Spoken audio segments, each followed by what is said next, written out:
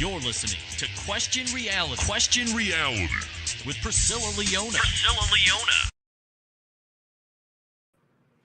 Hi, welcome to 2025. More importantly, welcome to the Question Reality radio show. No, we're not radio anymore. Oh my gosh, I'm losing my mind here. Okay, so my fans know that we've had this show. I've been doing this show for over 22 years. We started out on cable television, right? Then what was for 6 years. Then we went to LA Talk Radio. So that's where the Question Reality radio show comes in. And now we're doing everything via podcast, via radio show podcast. So forgive me, I'm going to mess it up here and there, but it's now Question Reality Show. And I'm Priscilla Leona, and I'm producer and host of the show. And we are broadcasting live from Los Angeles, California. And for over 22 years, as I just said, we have questioned the reality of Oscar nominees, Emmy Award winners, Grammy Award winners, Tony Award winners. We have reality TV stars on.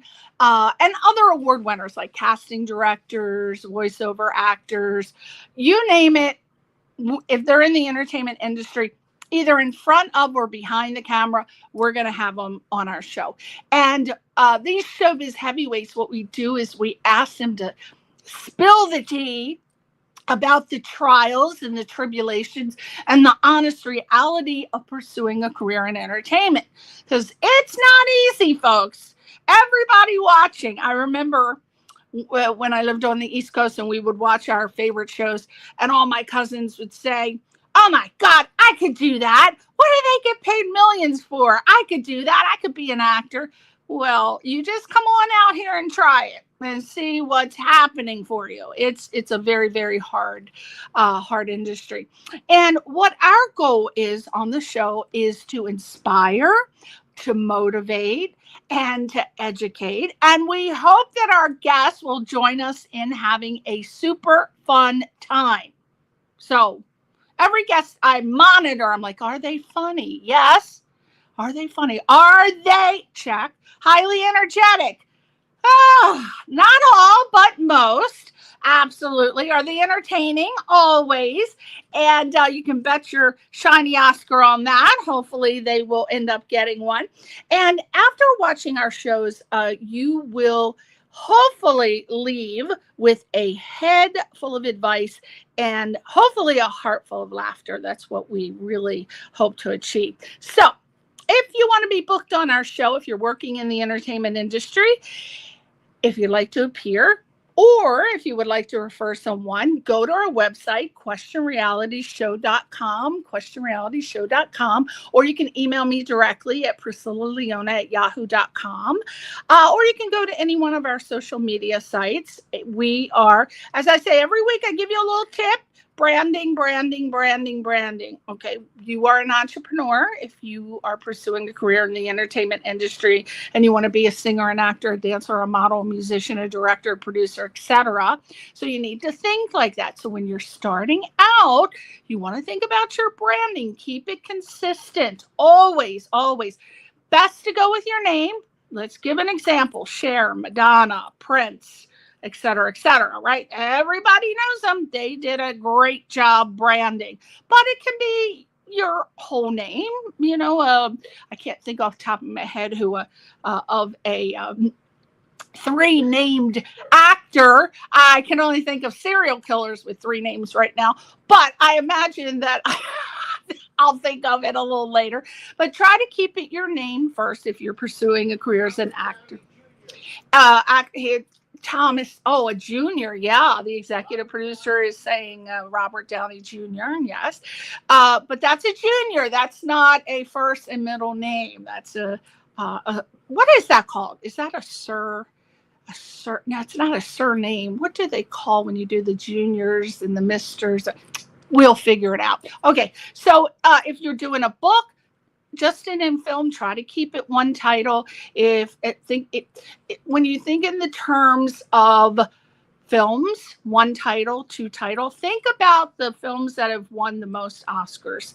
They've had one title. Casablanca, just go through your mind and think about all the ones that were famous and won Oscars. They're one title or two. There have been some things that slipped through. For example, our classic film, one of my favorite Christmas movies of all time, which is Gone with the, that's not a Christmas movie. Oh my God, I'm losing my mind. Well, anyway, Gone with the Wind. That's an example, right? But mostly, according to the experts that we have on the show, keep it at one title, two title with your branding. That also goes for your social media sites and your websites too. Don't do anything cute. idugadaffodil.com.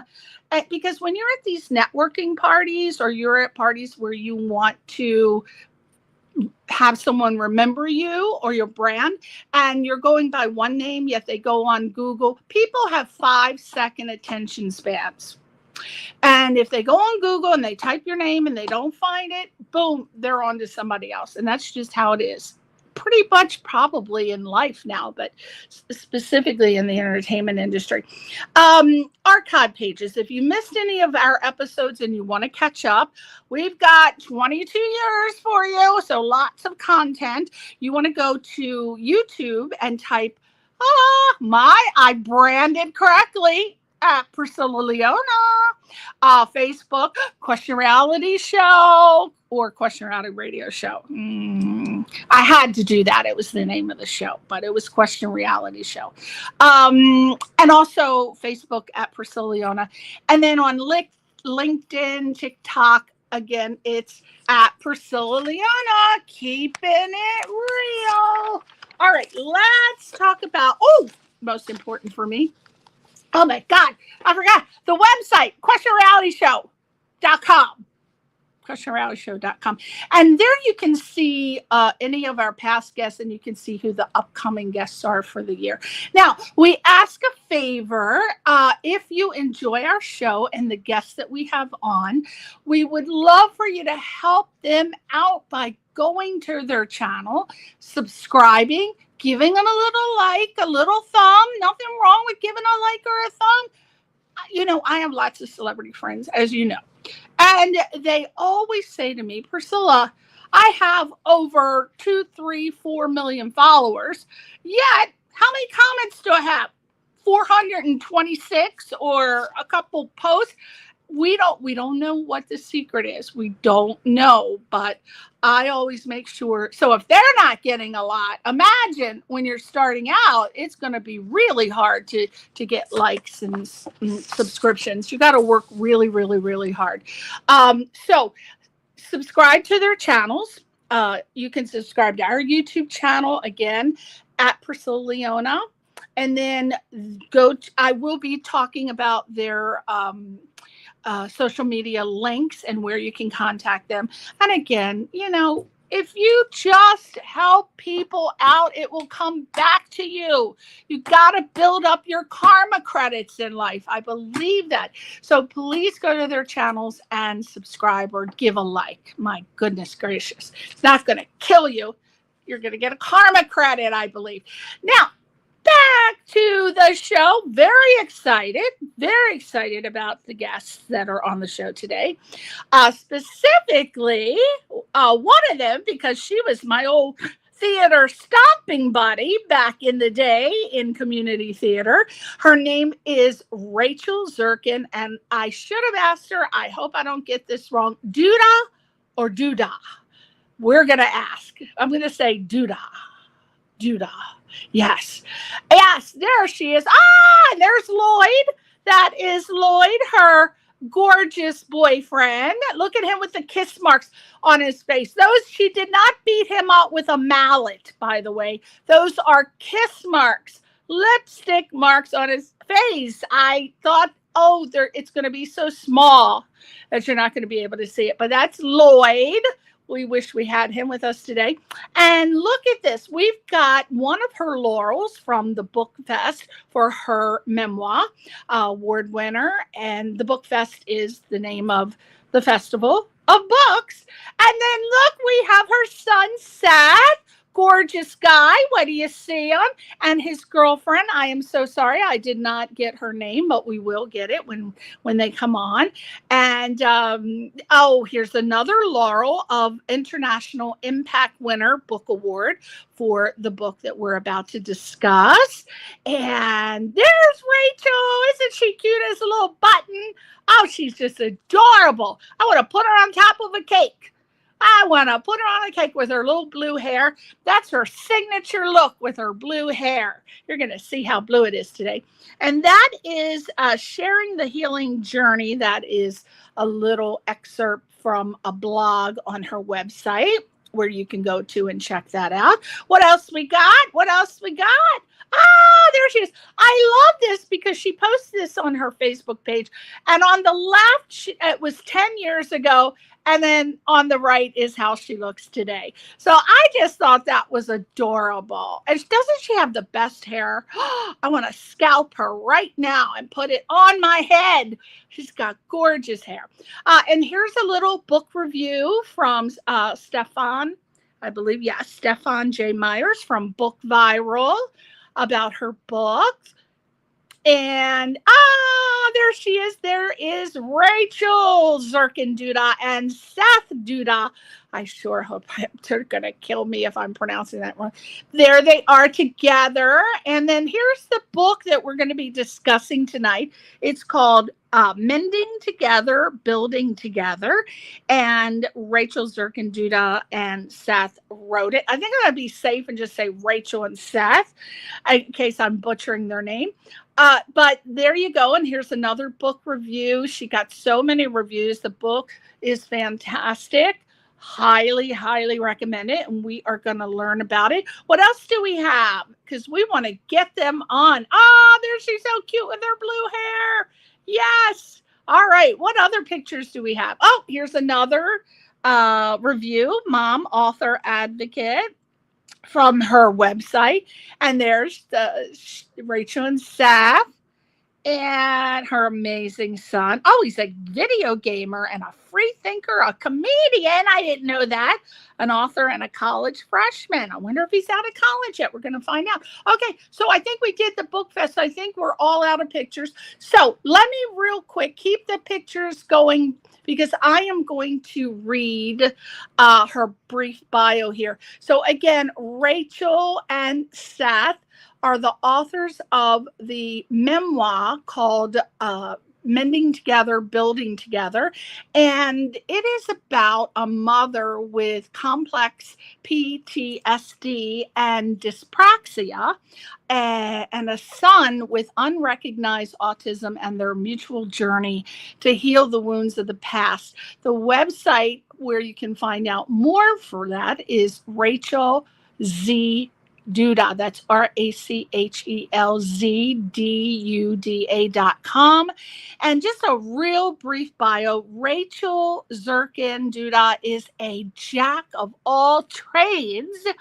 After earning a theater and psychology degree at UMBC ages ago, those are her words, not mine. She moved to New York City to become an actress, but somehow detoured into graphic design. She's also typed many theater reviews for Theater Bloom magazine. And many years and dollars later, she now runs a part-time photography business and is winning lots of awards for her recent memoir, again titled Mending Together, Building Together. And it's about a mother with complex PTSD and dyspraxia, a son with unrecognized autism, and their mutual journey to heal the wounds of the past. And Rachel, in my opinion, she's just versatile and just ever evolving from what I'm reading about her. And Rachel's journey is one for the books. No pun intended. Love that. Rachel. And real quick, the book synopsis is very, very long. So I would love for her to tell us more about it. But to finish this out, her social media links are, again, RachelZDuda.com. She is on Instagram at Mending Together, Facebook at Rachel Z Duda, and you can buy the book on Amazon.com, and it's also on Kindle.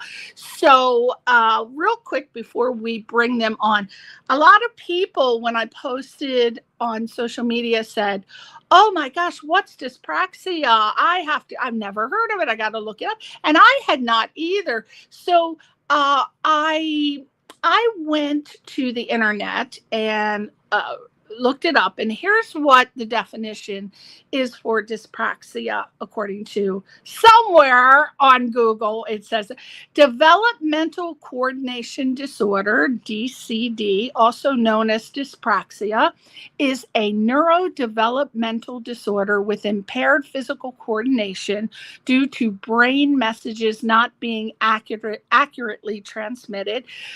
Deficits in fine or gross motor skills interfere with daily activities. These are tongue twisters. It is marked by clumsiness, slowness, and inaccuracy in motor tasks. Example, catching, handwriting, biking, etc.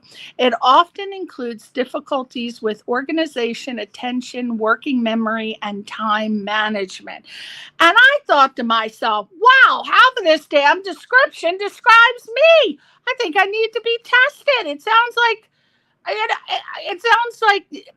it might group into a lot of other types of diagnostic descriptions. So without further ado, let's bring Rachel and Seth on, and they're more of an expert than I am, so they can discuss. Wow, did you hear me? I could barely get those words out. If it's over 4 letters, I'm lost. I'm like, oh, that's Duda. So D-U-D-A, it's only 4 letters. Is it Duda? Mm-hmm. Duda. Oh my God. Duda. I was thinking of the Duda parade out here. It's an annual thing out here where everybody gets together and they dress like, it's almost like Halloween, but not. You wear like your fanciest clothes, and it's like RuPaul's Drag Race. Oh, nice. Well, it's really wonderful. Oh, it's so much Mardi Gras. Yeah, Mardi Gras. Yeah. It's sort of, yeah, Seth, like Mardi Gras. So the description that I read, what are the main factors that one should look for before asking to be diagnosed that wasn't mentioned already? I mean, the description was pretty accurate. Like with other neurodevelopmental issues, they're going to have, varieties in different people. But, for me, for example, I always have to plan a route across a room if there's going to be any obstacles in the way.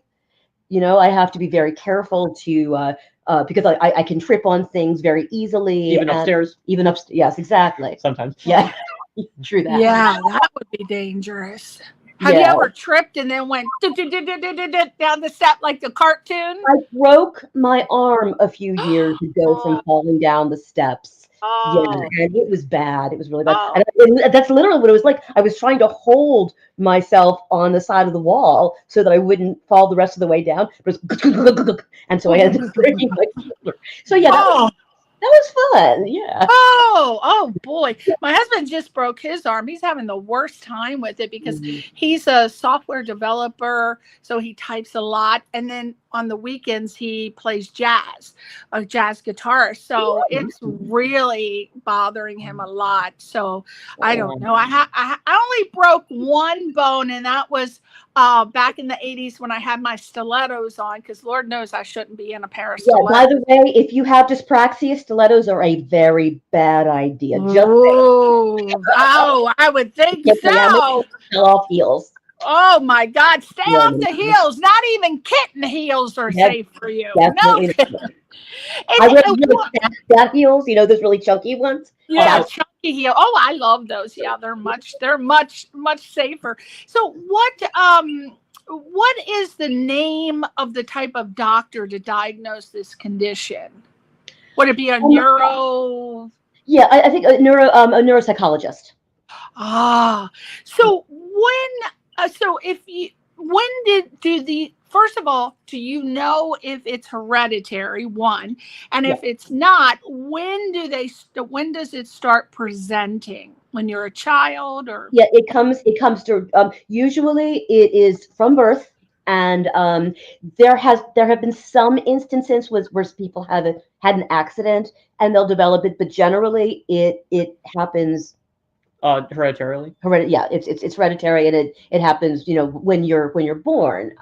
You're already there, unfortunately. I was diagnosed when I was 9. Okay.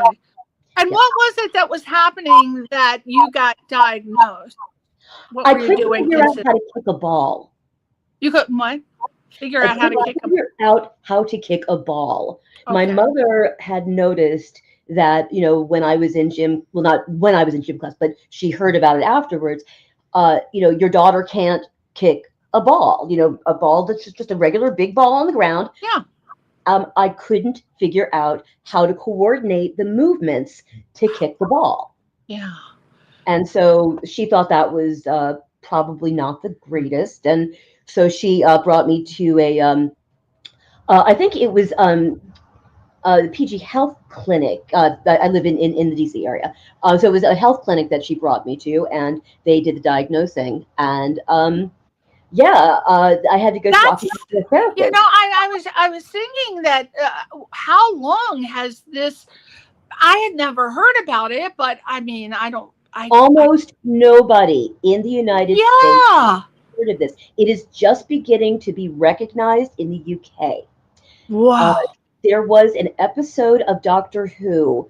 The first episode, I think, I don't know the actress's name, but the only female of Doctor Who. The first episode, there actually was a character who had dyspraxia. So they've been actually paying attention to this, and children have a disability, diagnosis in school when they have dyspraxia in the UK. But here, nobody's ever heard of it. And certainly 9 years old back in the 70s. That's what I was wondering. How did you get diagnosed? Because nobody's heard of it. How the heck did? So your mom took you to a smart doctor to be able to diagnose that. Yeah. That sounds like a complicated diagnosis, because it seems like that might fall into a lot of other categories. Right. Like I had balance issues also. Vestibular issues, so I was constantly bumping into things. Even tonight when I was setting up the lights for this interview, I nearly fell over because I was in kind of an awkward position and I lost my balance. Right.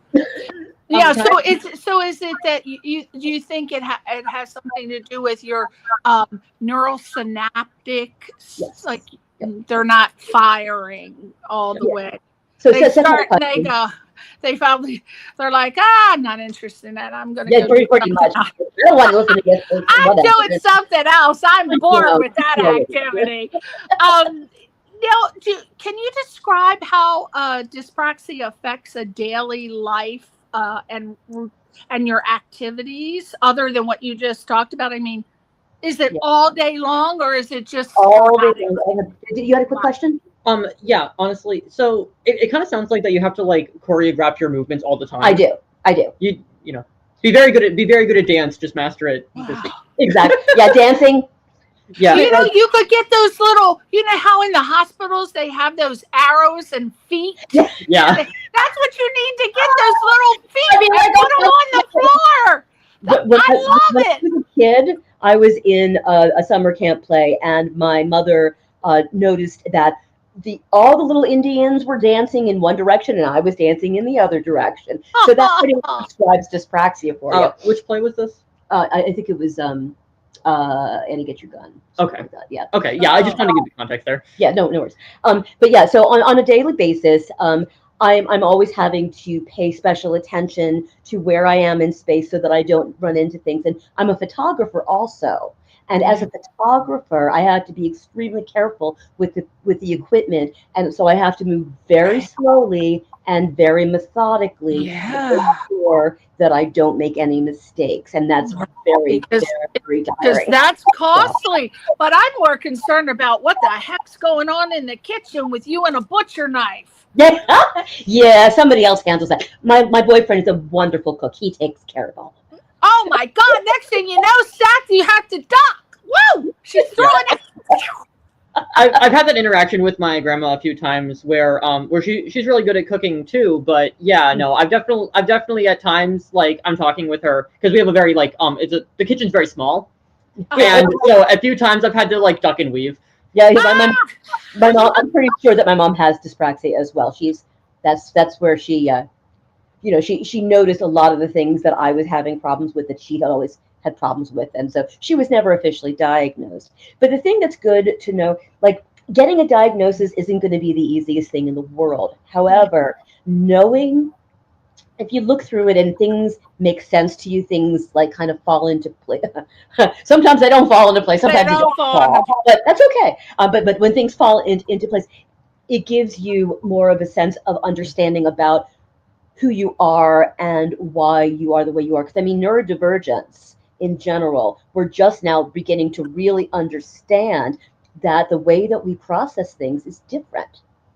Yes. Yeah, it's all about like relatability, and right now we're just getting to that point on a more global scale to actually recognize that, like, not everyone's going to relate in every way, but every way that a person is relatable in some way. Yeah. Well, Rachel, on a lighter note, you got a perfect murder defense. I didn't mean to throw that damn knife that had dyspraxia. What the hell do you want? It's not me. It was an accident. It wasn't me. It was the dyspraxia. Now, what are some of the really specific challenges that you face due to dyspraxia, and how do you overcome them? Other than what we talked about, like when you're outside, like in your work, like when you have to go to a job or you have to drive, or longer to learn things, a lot longer. For instance, if somebody, like when I was learning how to drive, the driver ed teacher told my mother that I would never learn how to drive because I was so slow in understanding how the car was supposed to, how I was supposed to turn the wheel of the car to get it to do things it was supposed to do. And like, it's not intuitive. It was not intuitive for me. And this is very, very important to understand about dyspraxia. It does not mean that you can't learn. It just means it takes a lot longer to learn things that are not familiar to you. Once you do know something, this is a trick I like to show all the time.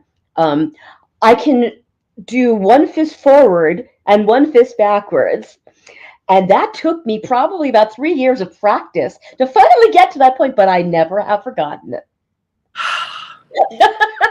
Of course, that really has my next question is, when you were on your bike learning how to ride, were you going for Narnia? And you just, I mean, what was bike, doing? Just it was really difficult for me to learn how to do.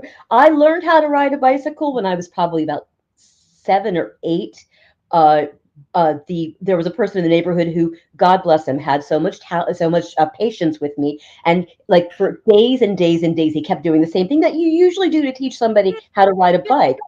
But it just took a lot longer. But he was very persistent, and now, of course, I can't ride one at all. Yeah. So there you go. You can't ride a bike at all now. Why can't you ride a bike now? You say you don't forget, but I did. You did. Yeah. It's like the Berenstain Bears.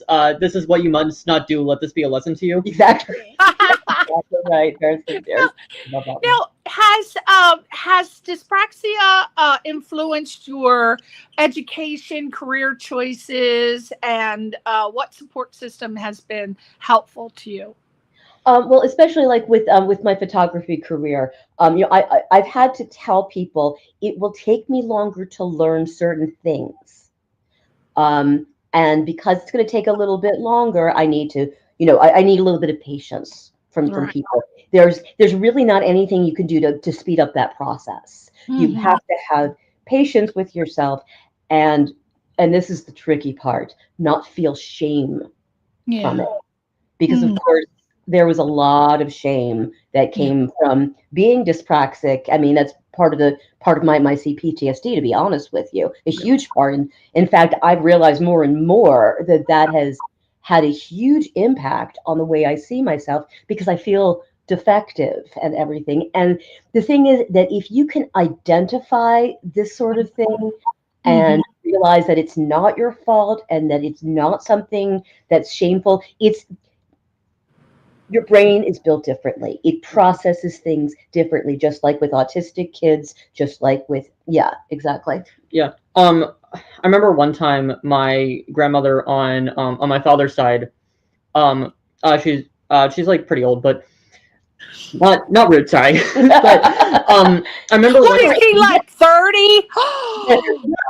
No, she's in her 80s. That counts. Yeah, but I remember one time she said the worst part about falling is who sees you. That's very true. I feel like everyone can relate to that one. Oh, that's true. I didn't think of that. That's true. I like that. Now, what advice, and we're going to close out this subject, but what advice would you give to others who are living with dyspraxia, especially in terms of self-advocacy and seeking support? Have patience with yourself and understand that the issues that you have don't make you a lesser person, and that other people may not understand, and they may try and make you feel bad about it, but you just need to tell them, I need to learn this in my own way, in my own time. Right. And is there a national support group? There are some groups on Facebook. AA, Gamblers Anonymous. Yeah, no one. There are very, very few. They are publishing a magazine called Dyspraxia Magazine. They're just going to be doing that in a couple of months, I believe, is going to be the first issue. And I know. I'm so glad you brought that up, because that's my very last thing that I wanted to do with dyspraxia, because you had told me that there is this new magazine called dyspraxiamagazine.com. And I imagine that it will encompass everything dyspraxia. Do you know? Have you seen an advanced copy? Because they are going to be publishing a poem. Okay, so we're talking about this because Rachel wrote a poem about dyspraxia. I think it's called Dyspraxia, right? It is. And we're going to talk, this is the lighter side. I loved it, by the way. It was so funny. And you wrote this poem that's being published. This guy reached out to you, who's the owner or editor of the magazine. And tell us how it happened. That you tell the story, how it happened. So I posted the poem on one of the dyspraxia groups on Facebook, and someone said, I love it. Can you make it public? Can you make it shareable? And I said, oh, yeah, absolutely. And so I published it on my own Facebook profile. And she, I guess, I don't know who, but I'm assuming it was this one woman that talked to me about it, must have sent it to the editor of the magazine. And the editor of the magazine reached out to me via email last week, actually, not very long ago, just a few days ago, and asked me if I'd be willing to have it printed. And I was like, well, of course, absolutely, I would love that. So, I mean, if I can find a way, I mean, that's one of the things I've actually wanted to possibly do, is do my own dyspraxia blog or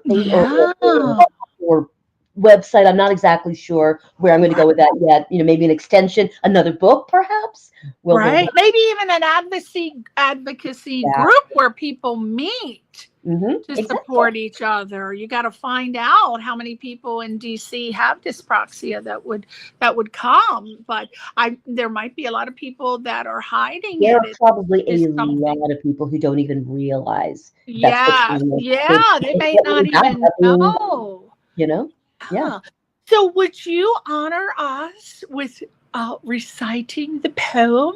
I certainly would. No problem. Thank you, darling. Please recite. I won't do it with a British accent. I could do it, but I won't. I can't do it. I start out with doing British. I end up with Thai, and it leaves with Russian. I don't know. Hey, you know what? Accents are accents are accents. That's Okay. right. Lucky to get anything out of me. Go ahead. All right. So this is called Dyspraxia, written by Rachel Zirkin Duda, and it's going to be published in dyspraxiamagazine.com. When's it coming out?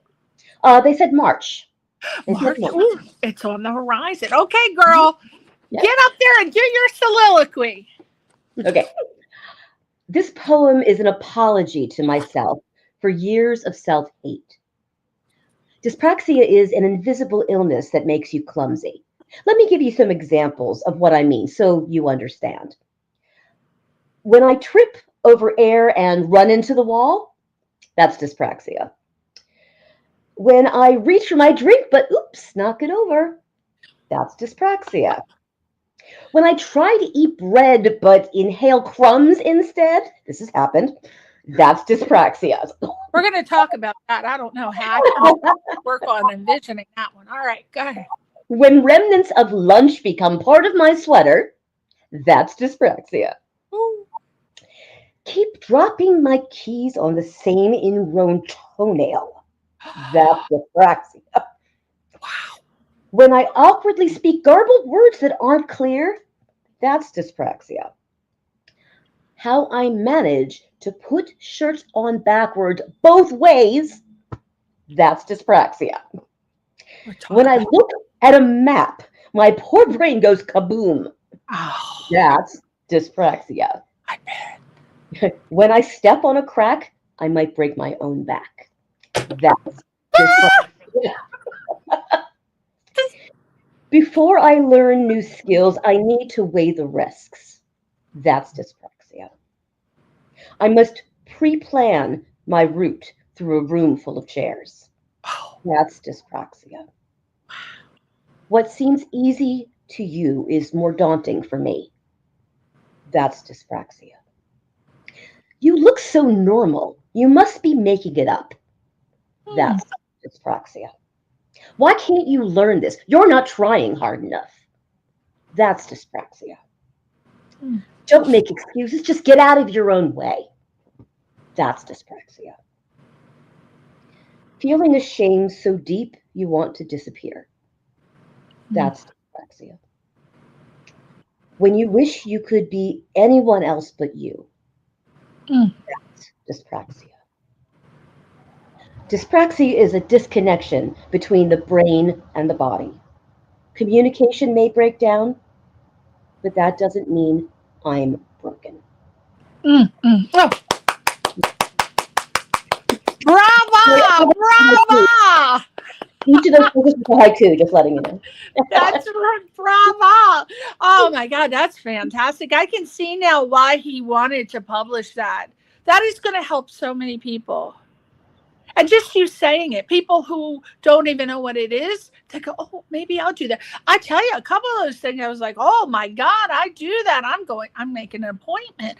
But yeah, it's got to be really, really a hard thing to deal with. And I feel so bad that it wasn't as wide known when you were a child, because you know that, boy, people are bullies. See, kids are the worst, aren't they? They are. A bunch of sadistic bullies, they are. But there are adults that are bullies. I don't know who's worse sometimes, because I run into both of them. Seriously, yes. It's really crazy, but I'm so glad that he's publishing that.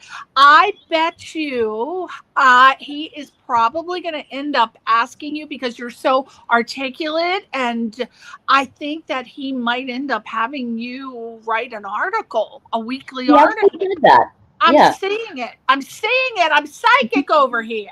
But yeah, I can see that happening.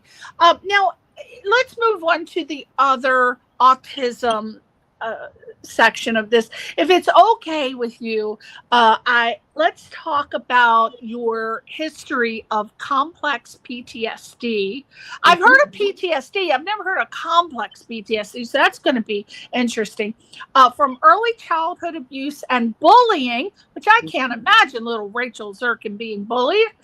Beat those bastards up real quick. What exactly happened? And here are my questions. So you're an actor. You can remember what I asked. What exactly happened? How did you deal with it emotionally, physically? And did you tell your parents, and what were their response? Okay, well, I mean, what complex PTSD is, there were a lot of players in this, in all of this. So I was unfortunately molested by my grandfather when I was 3 years old. And that kind of set me up for other people, other bullies to kind of come along and say, hey, she's an easy target. She cries easily. Let's go ahead and do whatever. Yeah. How did you know when you were, I don't remember any damn thing when I was 3. I barely remember last week. But how did you know when you were 3 that you were molested? Did somebody tell you, or do you remember it? During the writing process of my book, I started getting these dreams, these sensations, and one night I remembered what had happened, and I remembered that telling myself I was almost 4. I was almost 4, so because 4 is much more, you're much more sophisticated. much more World War, World War than before. But I remembered what happened, and I remember telling myself that. Well, I mean, he told me that no one would believe me because I was just a child, and he was a grown-up, and I also. Was it just the one time, or was this ongoing? I don't remember. Oh, you don't remember because it was a repressed memory. There were 2 incidents that I remember, and I talk about both in the book. If other things happened, I don't remember. I haven't remembered that yet. So you didn't tell your mother or father at that time because you didn't know. Okay. Well, I mean, I believe because I was 4 years old, 3 years old. I believe what my grandfather told me. He said I would get in trouble if I told anybody. So I kept my mouth shut, and I in fact I didn't tell either one of them until the book came out. Right. Did you have any? I mean, it's such a young age to remember, but did you notice that you were having changes starting, emotional and physical changes? Like I heard. When I look back, I mean, at the time I wasn't aware, obviously, because I was just a little kid. But when I look back now, and especially like when I look at old photographs of me where I'm so happy and smiling and full of joy, and you can see the joy in my face. And then right after that, you can see that the light went out of me. Oh. So that's is that what they call so how does complex PTSD differ from just PTSD?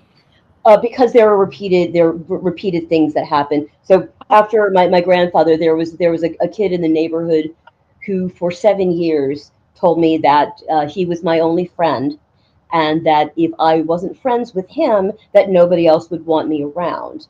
And I believed him, and he did a bunch of things that I'm not going to go into detail right now. But, that basically gave me this view of myself that I was nothing, that I was worthy of being abused and not loved, and and that was between the ages of 5 and 12, and I did try to tell my parents about it, but this was the 70s, 80s, and well, first of all, this kid was very he was psychotic. He was a very, very, very sick person, and he died when he was 31 years old. So I can but nobody was going to come to my rescue, so I had to figure out how to get rid of him myself. And I basically just told him that I didn't want to play with him anymore. I shut myself between 2 doors, between my mother's front door and the screen door, and I told him I didn't want to be friends with him anymore. I didn't want to play with him anymore. And I was figuring he was going to try and get through the door and beat me up, but he just looked at me kind of blankly, and he turned around and he walked away. And he never talked to me again. Wow. So after 7 years of this basic torture, he just walked away. And I'm like, well, if I had known that, I would have done that a lot. I would have said, I was 5. What do I know when I'm 5, you know? By the time I was 12, I was just like, no, I just don't want to play with you anymore. And so there was that. And then there was bullying in school. I was, I write about all this in the book, but I was sexually... Well, you were probably very beautiful when you were little, because you are now, and you were when I met you, and you know how girls like to bully the beautiful girls. So yeah, no, definitely there was a little bit of that going on, and but I mean, like it was like it was a sport, Let's say I was the scapegoat at school. There was one time where they started like pressing my chest, trying to say that I was flat chested, and there was an old Prel commercial. I don't know if you remember that Prel commercial.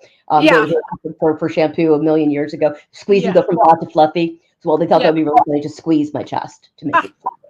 Isn't that crazy? Just things like that. But the thing is, repeated trauma over and over again with no kind of break away from that, and no other indication that they were wrong. Yeah. I'm still dealing with that now. I mean, I wish I could say, hey, everything is fine and dandy now. I've been through a lot of therapy, and I've done a lot of work, but those things, they still haunt me. Not the specific incidents anymore, but it changes the brain. That's dyspraxia? He is a sharp one, isn't he? A little firecracker with that. He needs to do some comedy. I like it. And so now we're going to get into, I assume that the history of the complex PTSD from early childhood abuse, and bullying influenced your approach to parenting, Seth? It wasn't just kids in the neighborhood. Like like I say in the book, my parents are amazing. Just one second, sweetie. My parents are amazing, and they've made a lot of changes, as I've grown up. But when I was a child, my mother was from a very abusive household herself. So was my father, and they kind of passed along some of that anger and rage to me. Well, also like not to take it away from you, but they were kind of like unprepared too. They were very young. They were very young, and that's actually one of the things. Because my mother was 23, my father 24. I waited till I was 34 before I had Stephen. That was one of the things that I wanted to kind of avoid is to have more emotional maturity. Yeah. To be able to handle parenting. Yeah. It's definitely about that maturity and being ready for it, and hopefully being lucky enough that you're not just thrown into it. Right. Exactly. Yeah, I can imagine, because when you're young, I mean, you barely have patience for yourself, let alone for a child. I'm always fascinated with it, and I'm right up there because I love my reality television. I'm up there watching Teen Mom every chance I get, because I'm fascinated with how these people are able to have children at 12, 13 and raise them and carry on, but I guess they do it. Now, what were some of the specific challenges you faced when Seth exhibited physical aggression between the ages of 2 and 4? Okay, so poor little thing. He came out with boxing gloves on, didn't he? I can't even do it. Oh, he's so cute. Yes, he is. I love you, Mom. I love you too. Oh, we have a really, really, really wonderful relationship. I can tell, as you can tell. So anyway, but when he was born, when he was like really little, it wasn't that bad. But by the time he was around 2, 3, 4 years old, he was very angry, and I think part of the reason was because he had a lot of trouble speaking. His speech was very, very unclear, and nobody understood what he was saying. Apparently not even now. Okay. No. It's a very common. I think what I had was a very common thing for kids and even for adults of that I just want to be heard. Yeah. And sometimes people would listen and they wouldn't hear what I said, or they would assume what I said, or they wouldn't want to listen in the first place. Yeah. And so my main issue was communication. Yeah. That's dyspraxia. Yeah. Right. And then there's the terrible twos. I mean, with every kid, there's the terrible twos, which lasts till apparently, from what I hear, 5.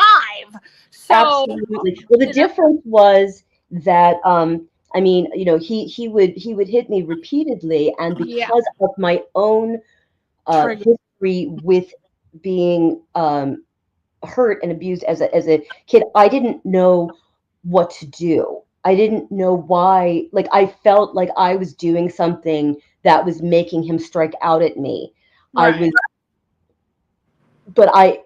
I think we just both didn't know what to do. We were both being big babies, basically. But pretty much. But I mean, you know, because I mean, with complete lack of experience, you know, like, I didn't know what was going on, and so I was trying to figure out what was causing the aggression and the anger.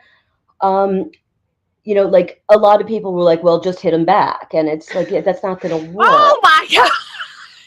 Yeah. Get that damn belt out. Oh no. Yeah. Wow. Yeah. And that was never going to work because, you know, you don't say don't hit while you're hitting your child. It doesn't work. Yeah. But and you didn't have friends, or no one noticed what he was doing and said, you know, he might be autistic.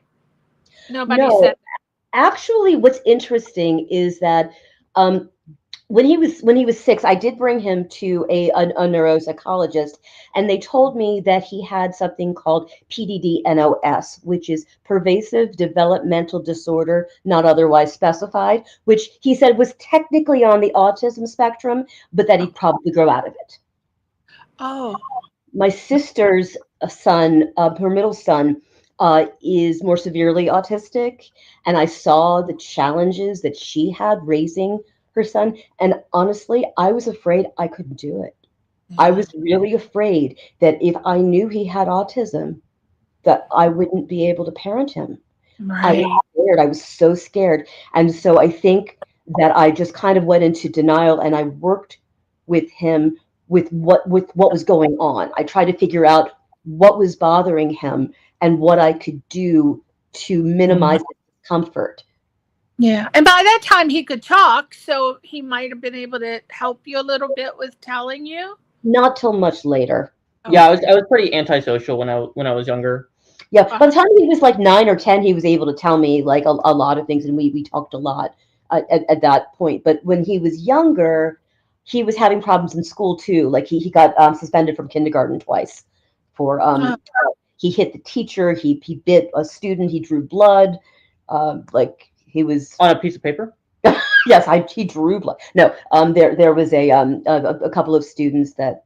Yeah, I mean, I've got all the. Thank God we're in the time period that we're in, because I remember watching many documentaries where they frequently misdiagnosed autism. They didn't even know back in, say, the 1500s, 1600s, and they would say that they were possessed, and they'd be doing exorcism on the children, hanging them upside down. They'd say they were possessed, and they were trying to hug you. No, Papa did that. He had there's a picture of Papa holding you by your foot. Oh no!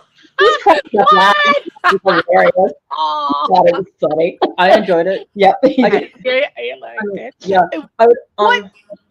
I'd also mention how like when I was younger, you also put me in Kung Fu, and you thought because you said that you thought I would like it, but I think it makes sense of that if I was going to be violent, at least having it be disciplined makes more sense. Right. Oh, that's a great idea. Yep, and that's exactly what I did. When he was around 4 years old, I put him into a kung fu class, and he actually stayed until he was around maybe 10 or 11. Yeah, mostly it was that. Because the Kung Fu class was, of course, like, it's belt-based, you get better or whatever. And I kept And the more I did it, like, I enjoyed it, but it was just, I liked being there some days and I didn't other days. And mostly what it was, at least this is on recollection, because, you know, when you're younger, sometimes you don't have, like, it's not even a maturity thing. It's more like just awareness. Right. Of that you need the experience to get it. Yes. Or at least the wisdom, which comes Right. with, but anyway, of that, some classes of that, some days I would enjoy it and some days I wouldn't. And what I realized looking back on it now is that what I liked about it was that I kind of wasn't thinking. I kind of just got to be in my zone of that. Sure, I would listen to what the sensei would say, but for the most part, like, they wanted to be like an advancing thing, but I didn't really care about like the status of my belt. I cared more about just enjoying doing the thing. For me, it would be like Taibo or yoga for other people. But I do want to kind of, you know, go back to the beginning of that and say that I do think that what Seth just said was correct. Yeah, it just put me at ease. The reason I put him in Kung Fu was because that way he had a way to direct his aggression in a more disciplined way and learn to kind of respect the art of it. Yeah. And I do think that it was very helpful. And honestly, for anybody who has a child with autism or any other neurodivergent issue, it is probably one of the best things that you can do for them, male or female, is to go into some sort of martial art practice. And the thing is, you know, like when he was 10 or 11, I asked if he wanted to keep doing it, and he said no. And I didn't have a problem with that because we put him in there before he had a choice. Yeah. You know, he was only 4. I didn't ask him if he wanted to do it. I just put him there. Because the thing is, like I said, I was trying to figure out I never how hated to. Yeah, exactly. It's not like I hated it or No, anything. you didn't. Yeah. I needed to figure out how to resolve some of these issues because I didn't know what to do. You know, like I mean, when he would get violent with me, I would hold him and I'd rock him and I'd say, "Sweetie, I love you. I'm not mad at you. I'm going to keep holding you until you can calm down." And I would just hold him and rock him, and eventually he would calm down. And then our relation was very much like in the first Kung Fu Panda movie of Po and the Yeah. God, you're so funny. What? So I want to show for those people who don't know what that looks like. I would like to have the video played now of Rachel and Seth and what an experience. There's no sound, but the video will show a visual demonstration of what Rachel and Seth were going through together. So let's play that video clip. It's never right. There we go.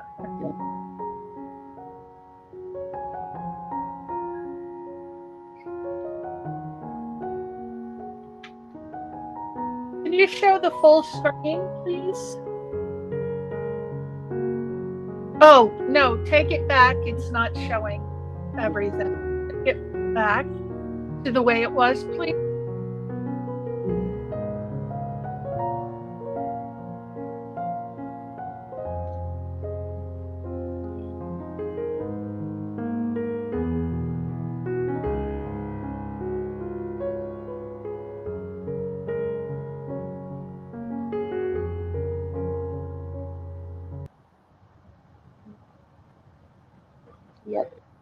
Yeah. I don't think I've seen that one before. Yeah. You didn't see that? Oh, weren't you just darling? You were so adorable, Seth. I have to say. Okay, we're gonna play it again. Look how cute you were. Oh. Yeah. That's exactly what my friend Sue, her son, was doing. He's autistic as well. Yeah. And of course, the wobbly, it's not like that on the YouTube version of it. It's not like that wobbly. Oh yeah, who was recording that? That was his father. Okay. Yes, I had it at first, and he kept hitting me and trying to hitting the camera away from me. So I handed it to his father. So that brother there's no sound on it because I didn't want him to, this isn't.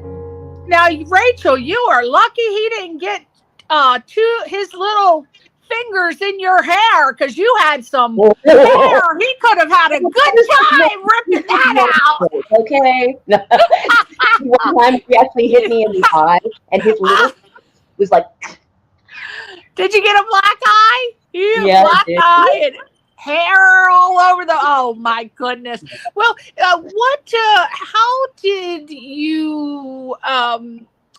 you discover that Seth? I mean, discover as in medically diagnosed, like the doctor said he's autistic, and how did this revelation change your approach to his behavior and communication? Because now you know it's been medically diagnosed. Now what do you do?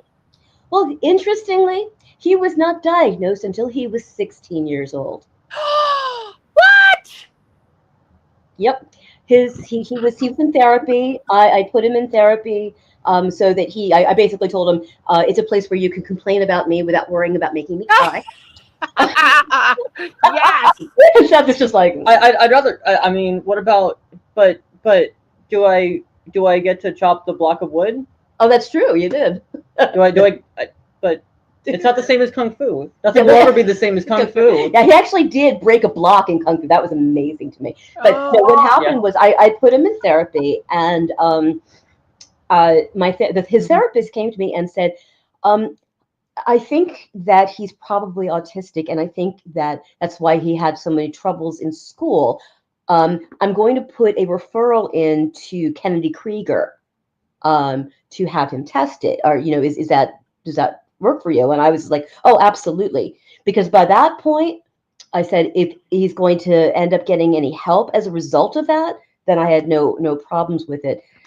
But spoiler alert, I got help from everywhere except a school. Yeah, exactly. Well, I just can't believe for 16 years this went undiagnosed. Because, with teachers, they should be trained to spot these things. Even further than that, the NIH, we worked with the NIH for a little while. I have bipolar disorder, and there was a study they were doing for bipolar parents and their children. And they said, we applied for the study. I was hoping that they would help me figure out what was going on with Seth. And they said that if they suspected that he had any kind of mood disorder or autism, that we would be disqualified.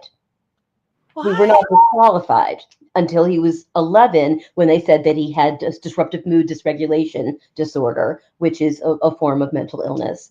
So that's what I figured we were dealing with, but it wasn't. And as a matter of fact, when Kennedy Krieger tested him, they said all of those diagnoses he got before that, it was all from being autistic. Any issues he had with mood or anything else like that, they felt that all of that came from the autism. And he was on medication for a little while, but he's been off for a long time, and he's been able to kind of learn how to deal with stress without it. Yeah. With no medication? That's amazing. He didn't have any medication until he was 15. So we worked together. I worked with 15 years without it. I honestly, at first I was kind of opposed because I'm kind of I felt I was okay. And then when you suggested medication, I started thinking about it more, because I did recognize that I could function, but I wasn't happy with it. Yeah. What did it make you feel like when you took the medication? Hungry. Mostly hungry. Oh. Yeah. Oh my God! Hungry! I love it. Oh boy. That and probably sleeping about 14 hours a day. Yeah, that's what I hear. 14 sleeping mode. And what strategies did you use to help Seth find more effective ways to express his discomfort and frustrations as a teen? Because now you first start out with him going through the twos, the terrible twos, and having autism, and now you got the terrible teens. Believe it or not, was he a good he was actually a lot easier as a teenager than he was as a toddler, because we had established a relationship that was built on trust and mutual respect. Wait, I'm supposed to have those? Yeah. Oh. Yes. You're ruining the whole thing. Sorry. No. Yeah. I mean, Seth, did you feel yourself going through changes? I mean, what was it from your perspective once you started at being able to talk?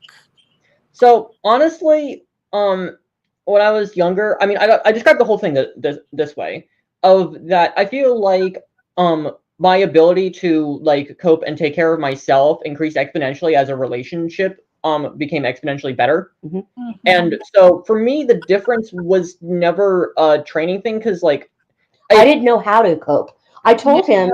So sorry to interrupt, but can I just say this real quick? Yeah, if it's short. Yeah, it is.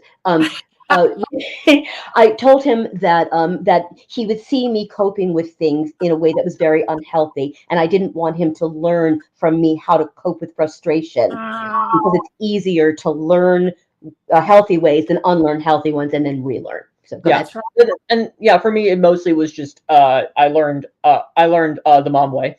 So mostly I would put it this way. Just don't do what I do.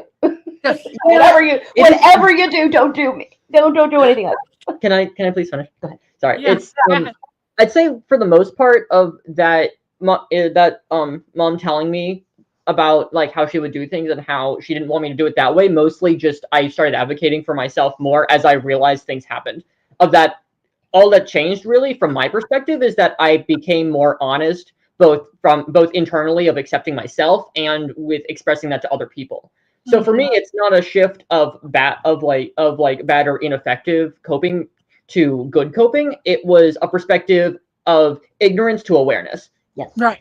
And did that cause you to become more introspective and insightful and do a lot of research about it? No, I did literally zero research. All of it's anecdotal. It's all wisdom, baby. Okay, all right. How did you? Let me tell you that. So much wisdom. Yeah, pretty much. Go ahead. Go ahead, Seth. It was that because of autism through basically masking, which is basically filtering, but on a very extreme level for people who struggle with neurodivergence. Of that, mostly I would just think, okay, well, people would show me if I did this and would congratulate me if I did that. So I started doing more of the thing that I was congratulated for, and then I would be more myself at home, pretty much. Of that, it was just that recognition of that I needed people to hear me, and so I would try speaking louder and fight them, and that didn't work. And so then I would try speaking more articulately, and that sometimes would work, but I was exhausted. And then eventually I just stopped filtering altogether for the most part, and then I realized that I was too honest. And so now kind of what I do is I try to hear people on their level and then speak to them on the way they listen. Right. And yeah, go ahead. And now you are how old, Seth? 20. 20. Okay. So now you're 20. You're going to be hitting the 2030, the best time of your life, by the way. So how are you going to navigate your 20s? Honestly, I have no clue. Like, I was not trained in such a thing, and I don't think anyone is. I think it's one of those things where the only advantage I have is that I know myself. Honestly, the rest of it is just trying to reach out, ensure I have access through things like this podcast, and just where I see opportunity or someone I can help, I do so. Of that, right. I just don't shut myself off, but choosing to pursue opportunity is, for the most part, it can be effective. But I found in most cases is that people make a choice they regret if they're too eager for it. And what are you thinking career wise? What do you feel that do you have to choose a career that is that works cohesively with your autism? And if so, what are those career types? It's not about the career, actually. I think I could do pretty much almost any career I can learn quick. I tend to be a quick learner. I think I could do any career with good training. For me, it's not the career choice, it's the people I work with. Any people who will work with me. And so honestly, anything in which someone says, "Hey, I need help. Would you like to participate? We'll pay you." And I'm like, "Sure." How long? How much? what Okay. what are we doing here mostly? Because I'm not actually that interested in the finance, but I know I need like consistent finance. Yeah. So You actually need just a skill set. Yeah. For example, sorry, we're overlapping. So, for example, Seth, so my friend, as I told you, her son has autism. When we were speaking of this, he said, I could never, ever work on Wall Street on a trader floor because the noise and the constant input, I would drop and probably die. So that's what I was trying to find out. What do you see yourself absolutely not ever wanting to do? Okay. Yeah, sorry, because you were asking what did I want to do, but okay, what I don't want to do, honestly, for me, my sensory things is that I'm touch positive and I'm sound negative. Just like just like I think it was you said your friend's son, it sounds like they're sound negative. Yes. And so I would like for myself, there's no way you're gonna have me work on a speaker if I'm in front of it.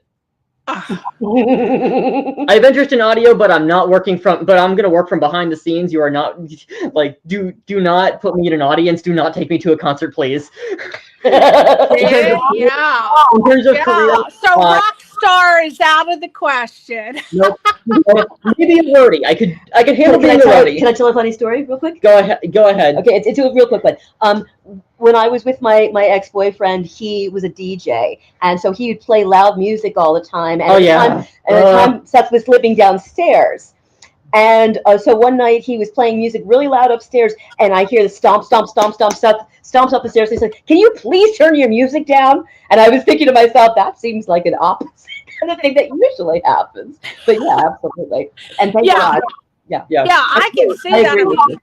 And now, Yeah. and I was initially asking, what do you feel would be a dream job for you? Like, that's what my initial one. Yeah. So what do you see? What's groovy, man? To be honest, I don't know. And I don't know. I don't groove that way. You don't groove that way. Like, here's the thing. It's hard. We're still trying to figure that out. Yeah, like it's still like. To be honest, I'm not sure. Are you in school? Are you majoring in anything, or I'm working on it mostly. It's like the thing is that I'm trying to answer your question as best I can. Yeah, it's good. Things are up in the air right now. I think is the main thing. It's that, but also like I don't think about life in terms of that way. Like for me, I don't know how relatable this is going to be, but like I don't think about life from like a success standpoint of that I need to have credibility or I need to have or like I just need the resources on hand that I need to do right now. Right, like basically I'm in right here right now. So planning for this is the thing I do. But it's not. But since I can't know the future, I'm not going to plan for a future that may not happen. Is that the general? Viewpoint of people with autism? Have you found? So. Do you know? No. Okay. I don't think so. I think people who are autistic generally do think differently from like neurotypical, but I don't think there's one consistent way of it. I think for most autistic people, usually the thought process is if they have the support and help that they need, is usually that they're still trying to figure out ways to either integrate neurotypically or they're trying to find ways to modify like our neurotypical social structure to be more friendly to people who need extra help, right, and people who need extra support. For my part, I do want to do that because I believe in social justice. Right. But on the other hand, like there's so many things that I think are possible I could be doing. It's hard to just pick one. Yeah. Well, that's, I think, with anybody, really, especially in this day and age. A lot of young people are still living at home because it's very difficult out there.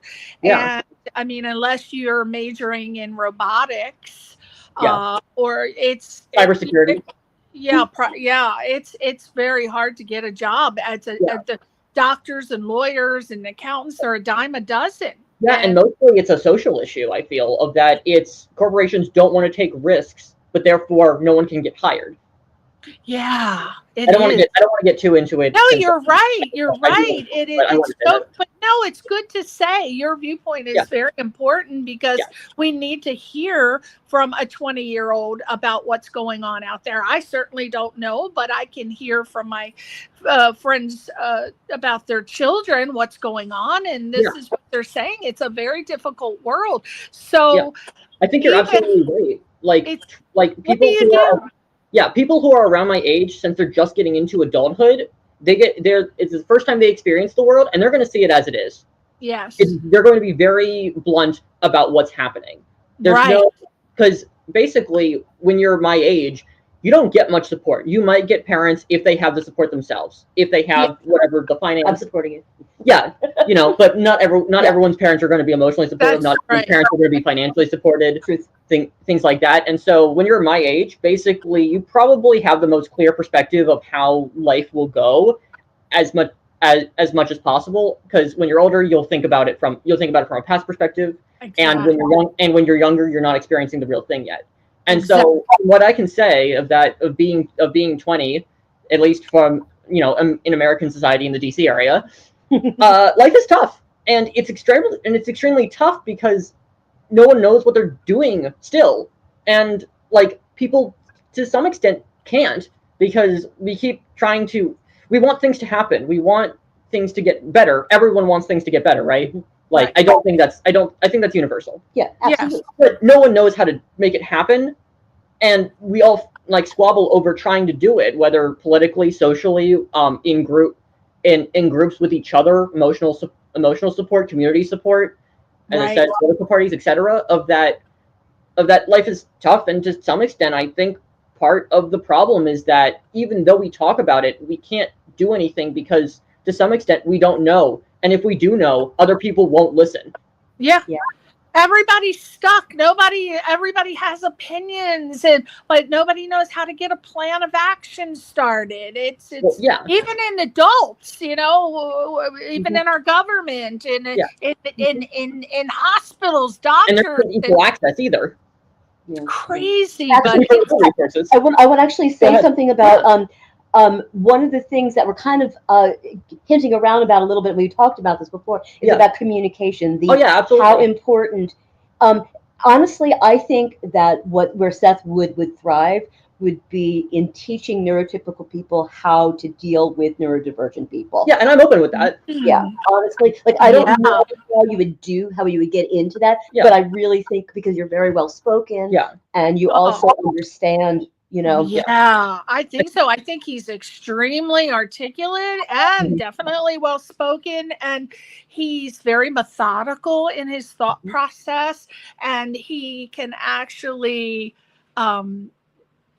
auditorily speaking, it sounds interesting. You know how sometimes when people talk and it's like word salad? They just talk, and there's just a whole bunch of ideas, and they just start, and they go here and they go there, and they're like, sometimes it happens. He can maintain the balance of his mind, and I think that's a great idea, Rachel. Yeah, what you're talking about. I think that a lot of times with autistic individuals, it's very difficult to kind of get to that point. And so he would be good at helping, not just helping neurotypical people understand neurodivergent people, but helping neurodivergent people understand themselves. Yeah, why not? I think anyone understand themselves and their interaction. Yeah. He could become a professor of that particular. I definitely had some friends say I should do sociology. I've had some say I should be a therapist. I've had others say I should be a taste tester. But I will say one thing that's really important to kind of harken back to what we said about dyspraxia. Everything when it comes to neurodivergence, we have to do things in our own time. Yep. Yeah. Oh, absolutely. In our own time, in our own way. And when somebody tries to force anyone to do something in a way that isn't the way the brain works, it's not going to work. And we've run into that with you and with me as well, because I'm neurodivergent as well. And also it's harder to communicate, because usually for people who are neurodivergent, their experience is only relatable to other people who are neurodivergent, and trying to articulate that across across the boundary to neurotypical is usually very difficult, because you'll say, I have this, or I feel this way, and someone else will say, I have never heard of that, and that's interesting, please tell me more, and now you have to explain it in a very quantitative way, or they'll say, I don't believe you. Wow. And then become Yeah, that has happened for sure. Now, Seth, do you have a lot of friends or a support group that is inclusive of people with autism? I have a semi-large group of friends. Like, I think I have more than the average person my age, but like usually it's not about that. At least But for I mean, me. do you have? Do I have like a specific support group? No, I don't have a specific support group. Okay. Usually, So I just provide emotional support to the friends that need it at the time they need it. Yeah. That's usually. He does have a group of friends, but he's actually the support usually. Yeah. They don't support him as much. They don't. And I know he at least has one person that's a friend, and shall we bring her up? Who's that gorgeous, hot, sexy girl that was in the picture, Seth? My girlfriend. She's beautiful. What's her name? Her name is Anaya.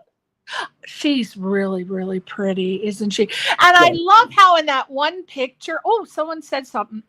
That's my boyfriend. That's He told us how. That's right. Thank you. That is 3 names. I knew somebody would chime in with a 3-name actor. I just couldn't think of any. But yes, so I like in that picture, she was almost like, ta-da, to you.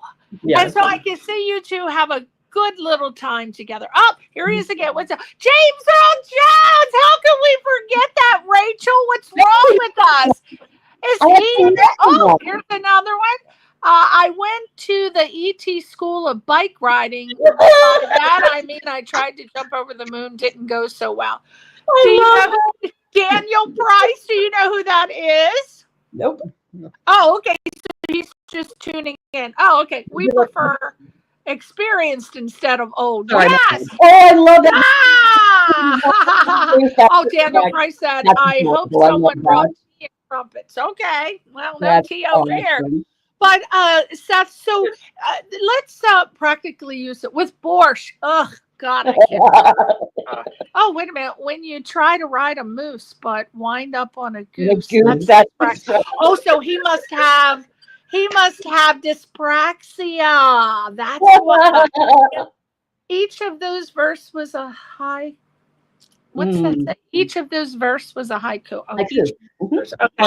For my poem. Yes. Yeah. Okay, so where I was going with this is here we go again. All right, sometimes medication exacerbates the downsides of ASD instead of alleviating them. Daniel Price. Is that true? Mm-hmm. Definitely.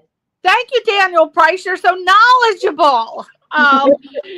Get the magazine, dyspraxiamagazine.com. You can read Rachel's poem in it. So where I was going with that, Seth, was because people are curious about you, right? And I love that you're so forthcoming about your and so how has it been having female companionship, whatever your preferences are? How has that been? Has that been something that has gone easily for you, or do you feel like you have to acclimate to the situation?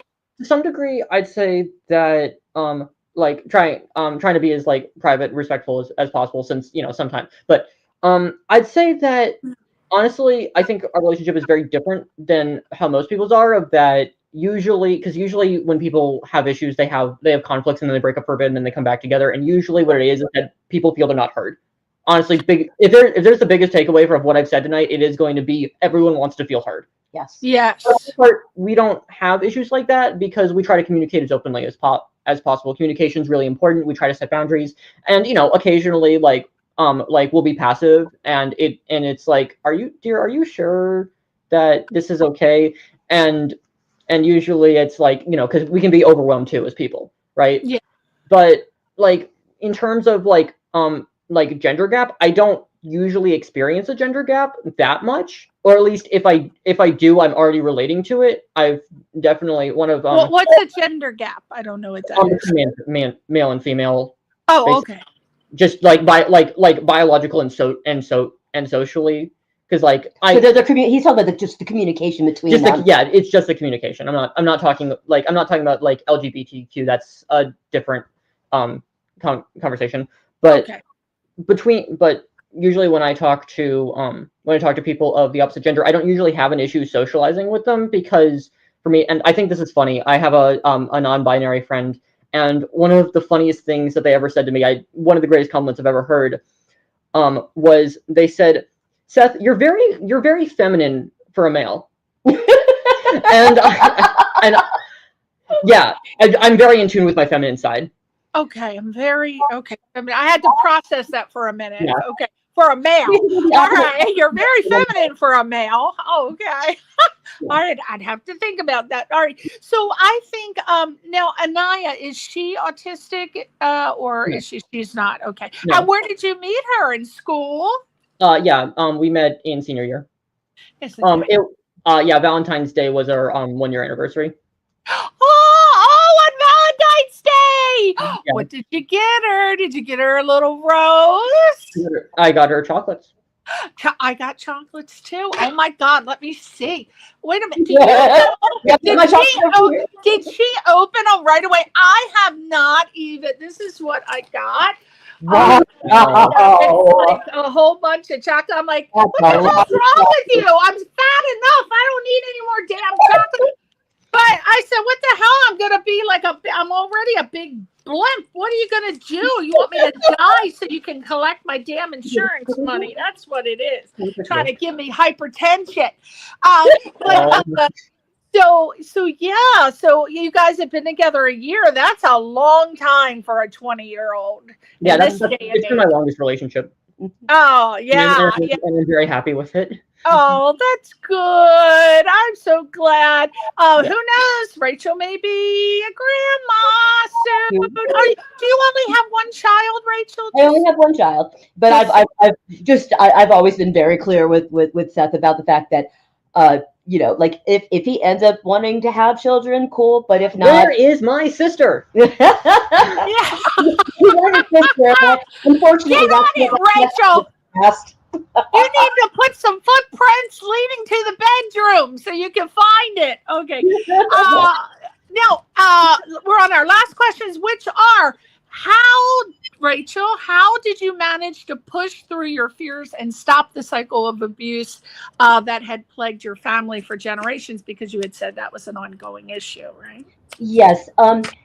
Because of, like I said, the way that I was raised and the things that I knew that were really hurtful for me, I knew that the only way to kind of change all of that was to raise Seth differently. I actually got into a conversation with somebody earlier, because people talk about, they talk about gentle parenting now, right? But I didn't gentle parent him. Sorry. What is gentle parenting? What is that? What is that as opposed to getting the belt? People think that gentle parenting and permissive parenting are the same thing, but they are not. How are they different? Parenting is letting kids run the show. Gentle parenting is helping kids understand their own kind of motivations and understand how to set boundaries and things like that by being respectful of their feelings. Yeah. But he still got plenty of lessons through natural consequences. It's just that punishments and rewards and things like that, the typical traditional disciplinary techniques, really had no effect on him whatsoever. Yeah. Natural consequences did. Yeah. Honestly, I do have a thing on that too, of that I think what's different, and this is the same, and basically this is the same technique I use for my relationship as well, of that regardless of the differences between, who your relations are with, you treat people like people. If they're a kid and they can't articulate for themselves, try to help them. Try to listen. Right. Try to listen as best you can. They may be screaming at the top of their lungs, but you got to know that means something's wrong, right? Yeah. So I think diaper, get a bottle, give a nipple. Yeah, and you might not know, but you keep trying. You might give them something and they throw it away because that's not what they need. Exactly. That's right. Because think about it. As a baby, they can't talk, so you got to figure. I guess as a mother, you got to figure it out. And that doesn't stop just because they can talk. Because guess what? A 3-year-old isn't going to be able to say, "Mother, I'm having an uncomfortable day today, and I really need you to give me some quiet time." They're not going to say that. They're going to say, "Wah!"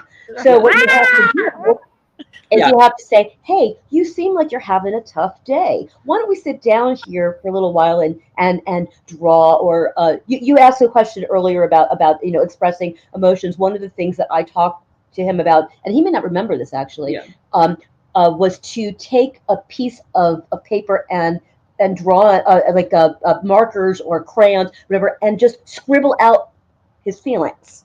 Just scribble them out. You tear the paper. Did you put those on the refrigerator, Rachel? Yeah. I don't think we ended up keeping it. But usually what I think the difference between traditional parenting and gentle parenting is that gentle parenting is all about listening to the child instead of controlling the child.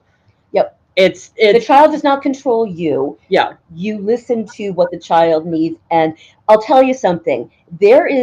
If you resolve an issue that a child is having, the bad behavior that's associated with it, it goes away. Yeah. If the child is hungry and you give them something to eat, if the child needs a hug and you give them a hug, they stop fussing. If they don't like hugs, I'm not talking about giving them what they want in terms of they want a piece of candy. Right. I'm not talking about that. Support, emotional support, and respect support. And what? Food support. Exactly.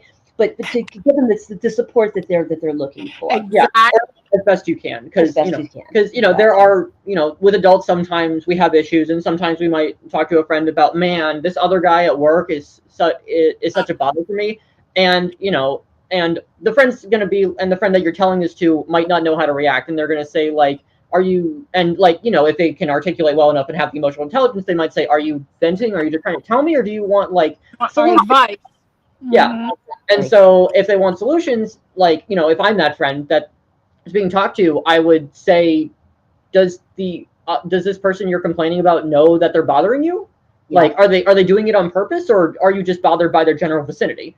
Or other things like that, of just trying to get to the root of the issue. Yeah. And that's the thing I've been been talking about recently of that, and I want to bring awareness out there of a term I've called reflexive speech, where instead of telling people what you want or telling people what you're going to do, tell people why you're doing a thing. If I look frustrated, and someone says, "What's wrong?" I just tell them directly. It's not an implied response of how are you doing? Good. It's I'm upset. Okay, what's wrong? I'm upset because yada yada yada yada. And just explaining that clearly. Yada yada yada is usually a problem, but Yeah, but explaining that clearly and bluntly, and just being honest, not trying to filter it in a way in which they're because if they don't understand, they don't understand, right? Mm-hmm. But just saying that articulation of the 3-year-old, if they can, trying to say, I'm feeling really uncomfortable right now, because one of the things I think people don't think about that much is that of all things, emotions cannot be compartmentalized. Mm-hmm. Yeah, and actually, you bring up tell the thing about the about you had a bad day at work. Yeah, okay. So one of the things I talk about in the book is how imagine that you have gone into work and your boss has yelled at you, or your coworker stole one of your ideas, somebody took your lunch from the refrigerator, somebody hit your car. When you go to the garage and it's dented and you sit in traffic for hours, you get home and you're just fuming, and you just throw in, throw your purse keys, or whatever, your keys, and just go, ah! And your roommate or your spouse comes in and says, go to your room and think about what you've done. What are you going to do? But we do that to kids all the time. All the time. We have to understand that kids have bad days too. Kids have bad days too, and The things that are bothering them may not make any sense to you because you've already been through so many experiences in your life. Mhm. But kids are going through things for the first time. That's right. Yeah. Jimmy, no offense to Jimmy, but Jimmy stole my crayon. Okay, sweetie, what would you like to do about it? I want my crayon back. Yeah. Or maybe I just want to feel better about it. Right, You know, I have no, exactly. you know, but it's just things like that, of that everyone has a reason behind their reaction, and when we don't know how to say it, we outburst. We cry, Right. we yell, we cry, we yell. Sometimes we might hit things. You know, Yep. like, and there's so many different like, and how we react is just like, we don't know. It's a qualitative thing, and because of the society we live in, we're just told to filter that out, and then we lose the ability to advocate that for ourselves or understand it ourselves. Yeah. Mhm. I agree. It's why relationships are so hard, is because for most people is because people don't know what they want when they start, and then once they're in it, they're saying, oh, we'll figure it out. You can't figure it out. It either it works or it doesn't. You're not going to change someone ethically to want to be with you if they don't want to be with you. And if you do want to be with someone and you don't know why, it's going to be very tough to solve conflict when it happens. Yeah. Mm. You know, Again, knowing your needs is helpful in sparking any relationship. Yep. Right. And that includes with small children. So that's Or, you know, Now- or Now, you know, now the things that you've said, Rachel, was that part of were those some of the processes that you say transformed a physically aggressive child into a Buddha-like young man he is well, today? I mean, right here, you know. I see it. I'm seeing the Buddha. There he is. Namaste, Seth. Namaste. But yeah, so those are the techniques that it seems like it worked. He's very mild-mannered, Superman-like, very mellow, very chill. I love it. And there's not a lava lamp in sight, so I think it's all good. Now, Nirvana's here. I like that. Nirvana's in here. I'll have to remember that. Now, how has Seth's personal growth motivated you to continue processing your own past and healing from your experiences? Let me tell you, this child right here, Yeah. Not anymore. you're right. This young man right here, Master now. okay, this master, okay. Yeah. Okay. No, Sorry. honestly, I mean, even like about a week or so ago, I was having a really, really, really tough emotional night. I was feeling really bad about myself, and I wasn't able to teach him coping mechanisms because I didn't have any. Yeah. I gave him the structure of what it looks like to have something that helps you, and he learned how to find his own coping techniques, and now he's teaching me. Wow. Yeah, I'm sorry. I'm gonna start to cry. You go, Seth. Look at you. Yeah. Oh my gosh. That's how wonderful. to deal with the world because I helped him understand it, and now he is giving me the pieces that I was missing. Yeah, just like we have advice and we give it to everybody, but then sometimes we need to hear it back again. We need people to tell us things we already know. I don't know why, but that's the way We all it need is. assurance. We all need to know we all need to know that we're okay and that we're going to be okay. Yeah, and just hearing it makes you feel better. And in what ways have you and Seth worked together to mend the past and build a positive future for your entire family? I guess that includes little Lloyd. My beautiful, we wrote practically useless. Yes. we wrote a book. Does that count? We wrote a book. Yes. Right, wrote a book, and then you probably will continue on pursuing what you had talked about with the autistic, and he could be he could go to do seminars and talk on. Yeah, That might be my dream thing. That honestly might be my dream thing. That's what I see you doing, Seth. Really, I mean, I instinctively feel like you're just such a great speaker that, and I think that the environmental element would be perfect for you. You come, you talk, you leave. Yep. Don't want to hang out for a beer. So I think that that you might want to think on that. Yeah. Go into seminars. Hello, And my there are name is people who hire you. There are, I don't know if you're familiar with the websites, but there's tons of websites where people who are who can speak on any subject, really. Yeah. You put yourself on there and people hire you. They'll pay $50, $150, kind of put your own price there. And yeah, it's called, and look it up, Rachel. I think it's called Connect MV. Albert, if you're listening, what is that website where they would have people to go on there and what is it called? Minect. Spell that? MINENE. It's like Minect, like connect, but Minect. It's fantastic. Look it up, Rachel, because I think Seth would really love it, because he can, you just put like a little brief bio and a website or an email and just tell what you can offer the world. And you do it, you can either go and do it at a university, or you can do it via Zoom. So, but lots of different options. It's really good. I will send you the link. Okay. Thank you. So, what, we're ending it down. Last question. What advice would you give, and this is for both of you, what advice would you give to other parents and or peers, for Seth, who are facing similar challenges in raising emotionally healthy child while dealing with their own traumatic past, and also in romantic relationships? Seth gets the romantic. Oh, you got Lloyd. All right, you can both cover that topic. Go ahead.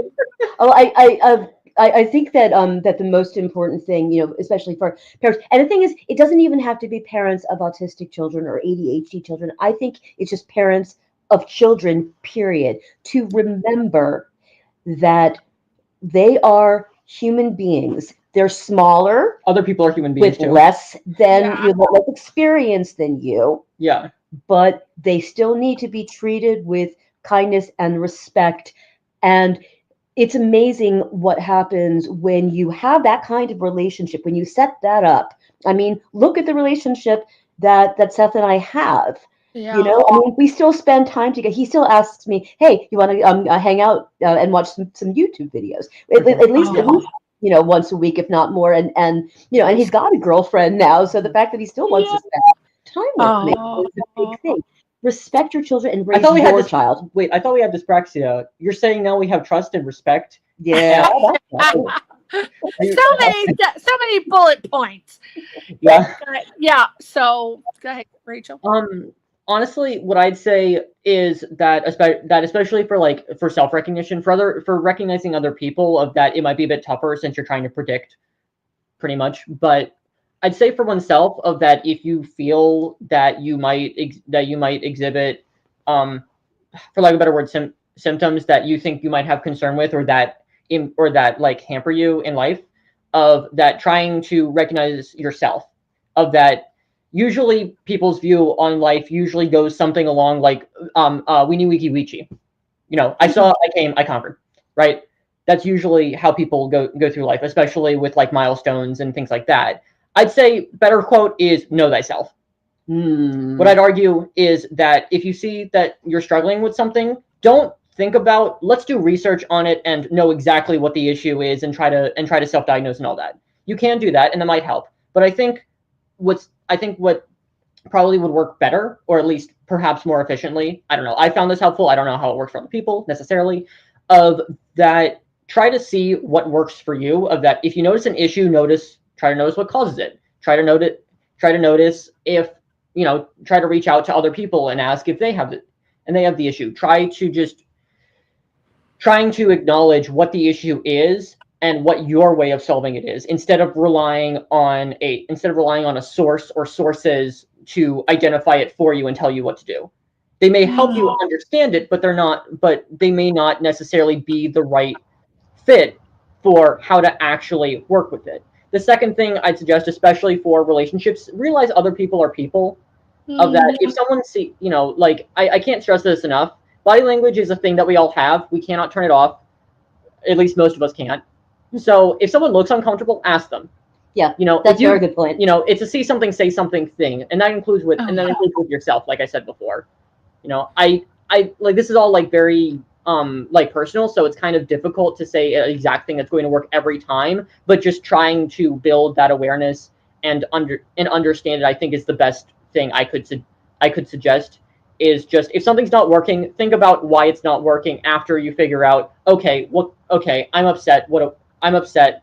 I'm going to try to calm down and accept that, and then say what went wrong. Just asking that question. Usually over time, it will not come to you immediately, and the more you think about it, the harder it will be. But it does come. You'll have that eureka moment, and you'll realize, oh, that's why that wasn't working out before. Let's try something else.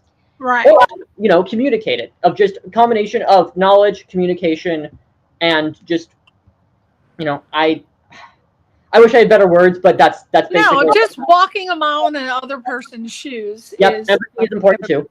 Yep. Absolutely. Oh, now that's hilarious. What Daniel Price just said about making a lava lamp being burned. Yeah, that's hilarious. Did you understand that, Daniel? I didn't get that. Because lava with like real lava, like with a volcano. So you think it was too hot? Yeah. Yeah. It's a science thing. Oh. But I was going to say one other thing about what we're talking about here in terms of labeling. You know, with autism, I think kind of what he's getting at is that whether your traits, whether the things that you're dealing with have something to do with autism or something else, it doesn't really matter.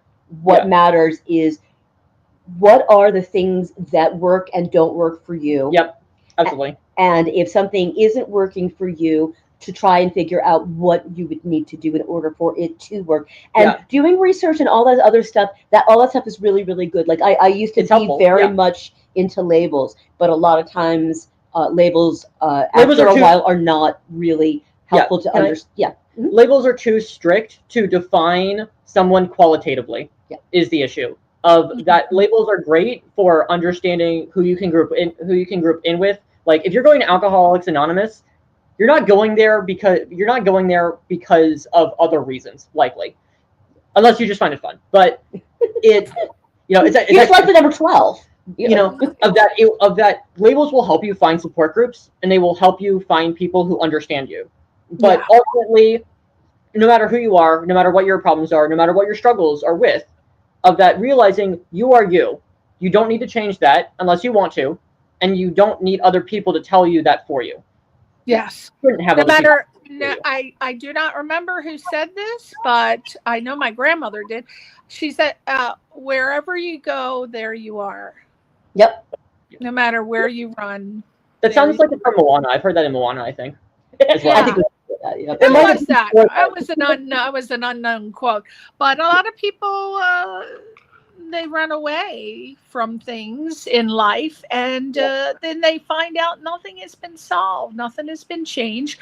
I have, and it's said for a reason. History repeats itself, because Rachel and I have been around for a long time, and I know, Rachel, you can agree, I have seen the same problems, the same people have the same problems over and over and over, and it is exactly that. And I try to think futuristically.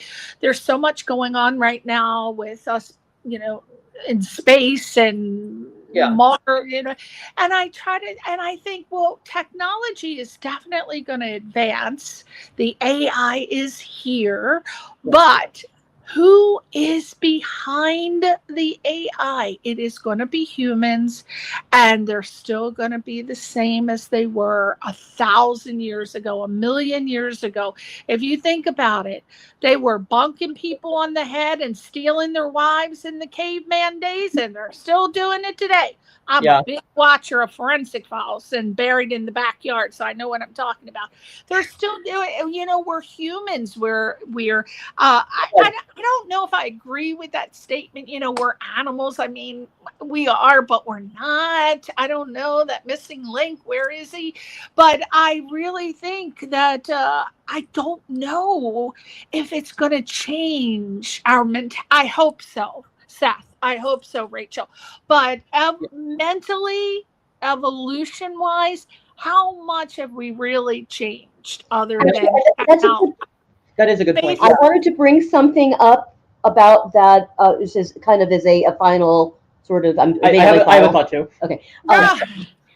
That the way that human beings have been for centuries and centuries have gotten us to where we are today. And is there anybody in this world that's happy right now?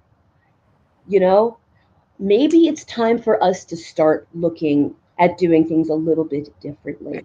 Exactly. I said I had a conversation about how if we could all just do one kind thing every day, everybody, one kind thing, and every day's Christmas. Yeah, exactly. Yeah. One kind thing for someone else, for yourself, for it doesn't matter. Any kind of positivity at all, the tiniest. If we all could do that, we would move so much in the right direction. Exactly. I mean, think about this. In a world where you can be anything, why don't you just, be kind? That's his favorite shirt. He has a shirt that says just that. Does he have that? Oh, okay.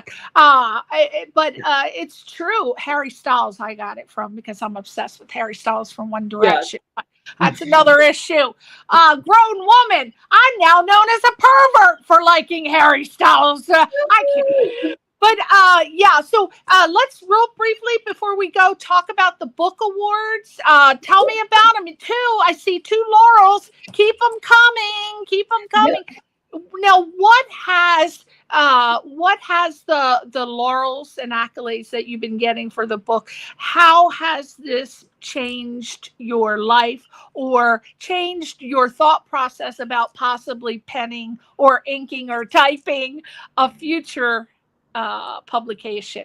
Oh, we're definitely going to be doing another book. Okay. Same topic or about communication, actually. Okay. We already started thinking about how we're going to format and stuff like that. Of that, what are we discussing and the order to make it make sense as best as possible. Because the fact of the matter is that the reason why people have closed off to each other so much, nobody really knows how anybody else is feeling, and they don't even know how they're feeling. They don't even know how they don't even know how to talk about how they're feeling. Right.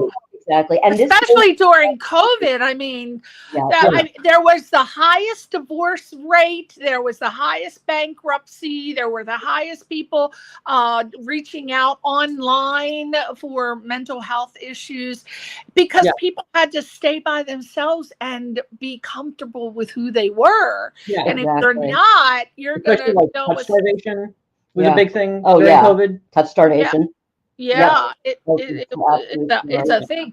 What has been, Seth, from your perspective, because you were a co-writer on this book, I assume, and what has the public been saying? When I say the public, I can be anyone from Anaya to your friends or whoever. What are they saying about the book, and are they relating to you differently? Like they have a more a generalized understanding of who you are, or what has it been like for you? Usually the first thing they say is, "You're in a book." You're in a book. You're an author. Author. Yeah. Usually, honestly, I don't feel like I've been treated any differently. Because mostly, most of my friends aren't not that they aren't okay. I have some friends who are neurodivergent, but usually people my age don't read as many books, just flat out. So to some extent, they usually just say cool, same as if I was in a play or if I did other volunteer work or stuff like that. Usually, I don't get much of a different reaction, and honestly, I don't mind it too much because I enjoy because how do I put it? I'm proud of myself. I appreciate them being happy for me, but I don't need their constant appraisal. I'm not Howard going to space in a Big Bang Theory. Isn't this book on Kindle? You have an audio version of the book, right?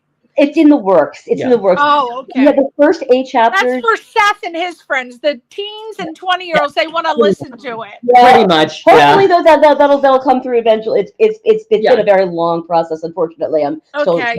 So on Amazon right now is it a hardcover or a paperback? Yes, and Kindle versions, and like I said, the Audible will hopefully be out by, I'll say, the end of the year. Okay. I hope it's sooner than that. Okay, let's give advice now to my audience about the process of self-publishing. I'm assuming, did you self-publish? Okay, can you just very succinctly and tersely take us through that process of how does one self-publish? It's actually, once you understand the basics of it, it's not that difficult because Amazon makes it especially easy. You write the book. I mean, the most important thing is that you have the book professionally formatted and professionally designed. Now, as it happened, I was a book formatter and a graphic designer in a previous life, so I happened to not only I did the front cover, and I did all the formatting in the book. Oh my gosh! But it's important to have a professional doing that, an editor. But once you have it in final format, and there's definitely some costs associated with it, but it's worth every penny. So you're saying you have to hire a unless you know how to do it yourself. I fortunately assume no one but Rachel knows how to do it. What the heck? What do I do? What do I do here? Go on. There's a couple of different places where people are editors and proofreaders, and you can get it done for not as expensive as it used to be. There are definitely a lot more people that are available now. So you'd go on Google and type hire an editor, hire a proofreader. Fiverr.com has a good source for that. Fiverr, Fiverr.com has a lot of editors available for that and proofreaders. Yeah. Reaching out, telling people, hey, I have a book. I'm planning on it coming out soon. Please support me in me making this book. I think one of the things you did was I think you tried to sign your book into as many competitions as possible. Right. Yeah. And hey, I got 2 awards. We like that. See, that's important information. Now, I assume you did not have a ghostwriter. You did all this yourself because you knew how. You did, but let's just assume that the person does not. My spirit possessed it. You got it. Instant talented girl there. Okay, so if you have a topic you want to talk about and you can verbalize it, but you don't have the skill set to be able to type it up, would you recommend hiring a ghostwriter, or does Amazon provide that for you? Amazon has a lot of different services. I think they do have ghostwriters available. I have not actually checked into that service, so I can't say that for sure. But I do know that there are many services available that will do ghostwriting for you, and it's not terribly expensive. I would not recommend, even though a lot of people do use AI, if you do use AI to write a book, you need to make sure that you go in and you fact check everything. You make sure that everything is correct. And you, honestly, I don't recommend it, but if you do. Yeah, and I'd say with goal setting of self-publishing is that making sure that the book you write is yours. Yes. But having someone else who writes it if you struggle articulating, having someone who edits it, just things that make the book be easier for other people to understand you, the better. The more you have that, the better, honestly, of that. Because ultimately, the point is not your words. It is your message. Right. KDP has a lot of things available for self-publishing authors. KDP.amazon.com. That's their Kindle Direct publishing. JDP.com. Okay. So you went. So then you get you because you were careful to label it a memoir because you were very intelligent about not putting that you're an expert, you're not a clinician, you're not, because that's an easier way to get a book published when you that's a little tip for people to make it a memoir, because it's your stories and you're the expert of your own life. But then you go on Amazon, and what do you have to set up an account, and then you submit the PDF? And then is there a process? What do they do on their end once you submit it? What you do is, okay, so you create a document, you make it into a PDF, and they have a list of questions that they have. Make sure, is there any adult topics, so you have to make sure that it's for general audience or whatever. It'll ask you if you used a ghost, if you used an AI. It will ask you if you have an ISBN number.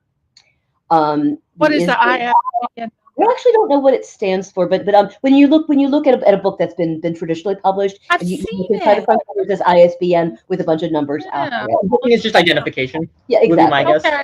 Amazon will assign you an ISBN number for free, but I chose to actually purchase an ISBN number because you have more control over it that way, and it's not that expensive. I mean, is it similar to copyright?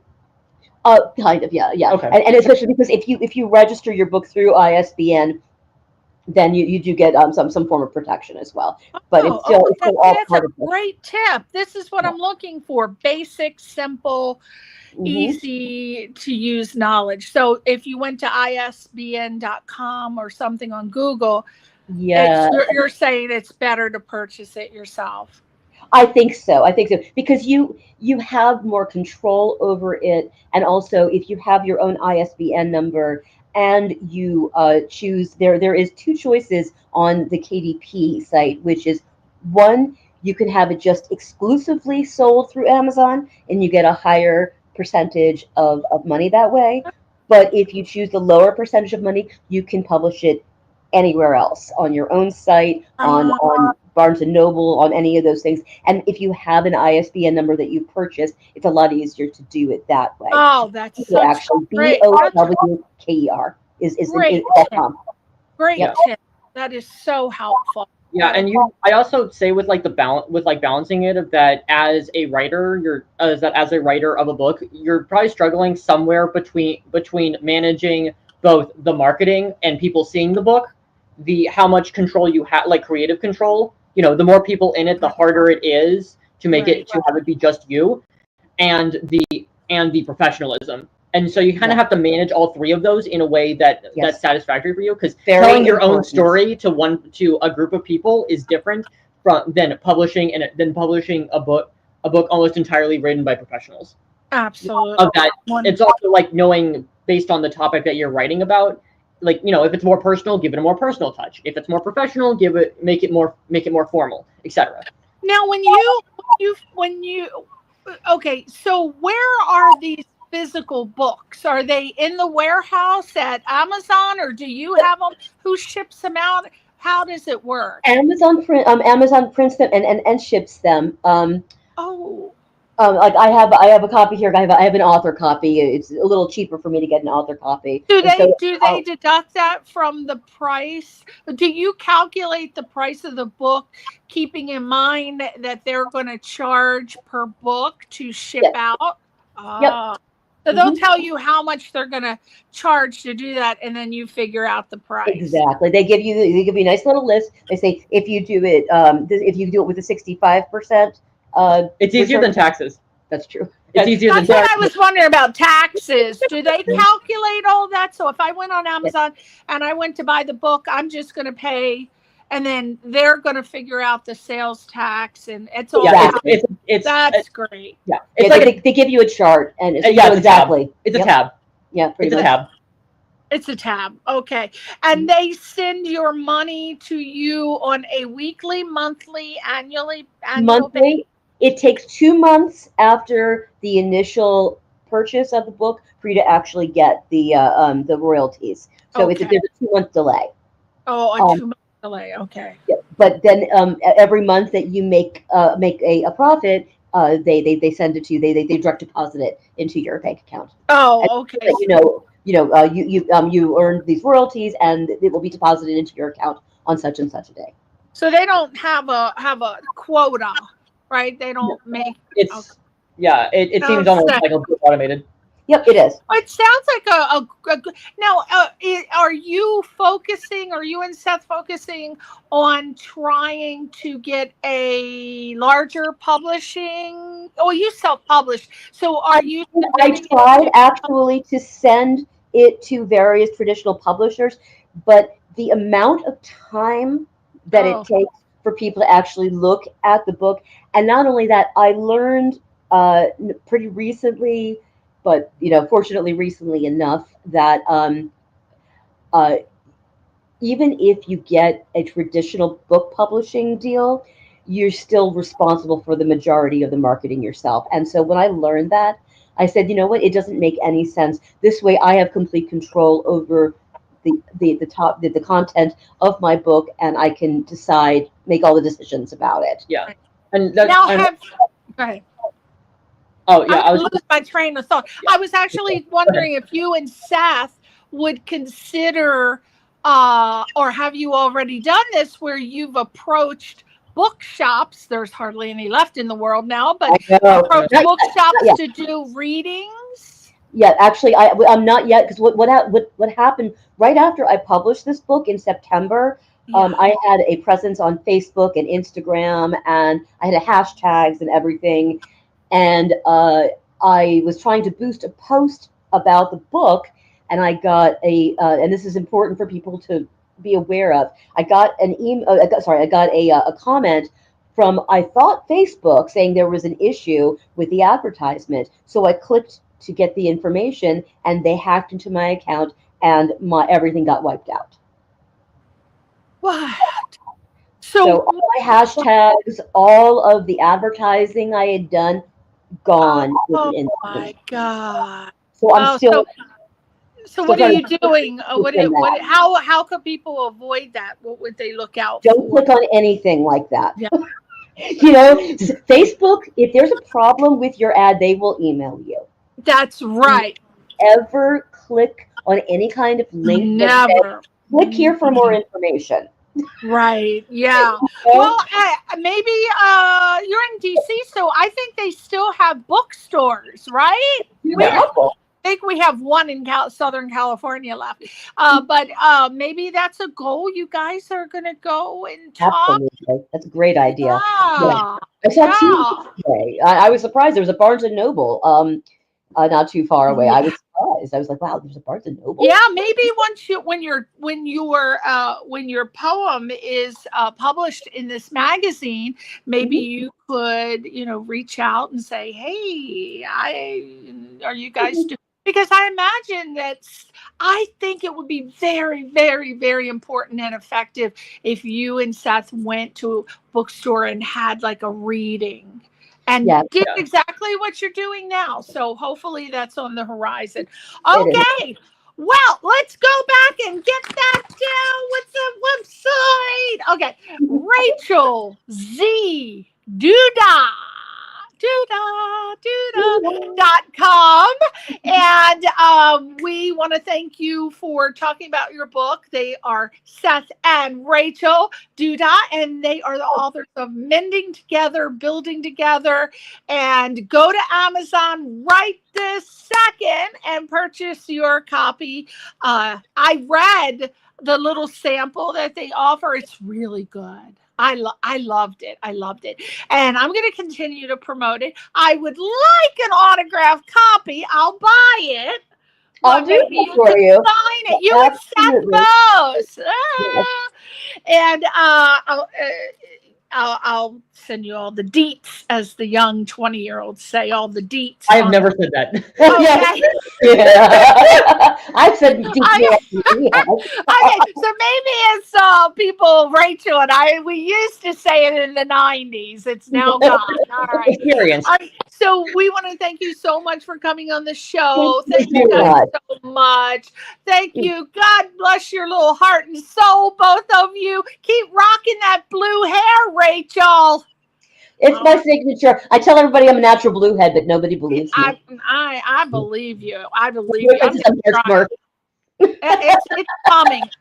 It's coming. Blue hair is going to come back. And thank you so much, Seth. I hope you guys have a great night. I know you're probably way beyond your bedtime, but thank you for taking the time to be with us. He's going to go gaming. So yeah, I'm a bit tired, but hey, that happens.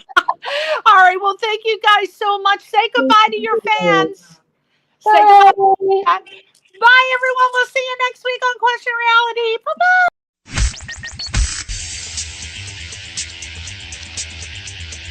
You're listening to Question Reality. Question Reality with Priscilla Leona.